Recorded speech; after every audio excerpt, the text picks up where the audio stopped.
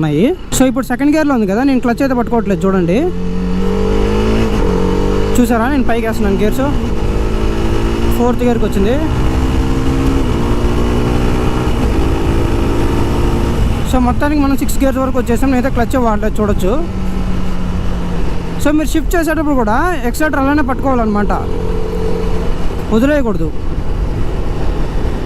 Rev అనేది lock చేసి తర్వాత మనం షిఫ్ట్ చేసుకోవాలి. అప్ షిఫ్ట్స్, డౌన్ షిఫ్ట్స్కి అయితే నార్మల్గా ఎక్సలేటర్ వదిలేసి డౌన్ షిఫ్ట్ చేసుకుంటాం. ఇప్పుడు 6 గేర్లో ఉంది కదా, డౌన్ చేస్తున్నా 5th గేరు, మళ్ళీ డౌన్ చేస్తున్నా 4th గేరు, మళ్ళీ డౌన్ చేస్తున్నా 3rd గేరు, ఇప్పుడు మళ్ళీ డౌన్ చేస్తున్నా 2nd గేరు, ఇప్పుడు మళ్ళీ డౌన్ చేస్తున్నా చూడండి 1st గేరు.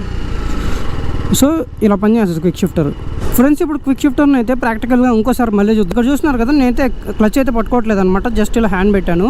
ఇప్పుడు మన బైక్ వచ్చేసి 2nd గేర్లో ఉంది, 20 స్పీడ్లో అయితే వెళ్తూ ఉన్నాము. సో ఏం చేయాలంటే ఎప్పుడైనా ఇప్పుడు ఎక్సలేటర్ ఇస్తారు కదా, దీన్ని ఇలా లాక్ చేసి పెట్టుకోవాలన్నమాట.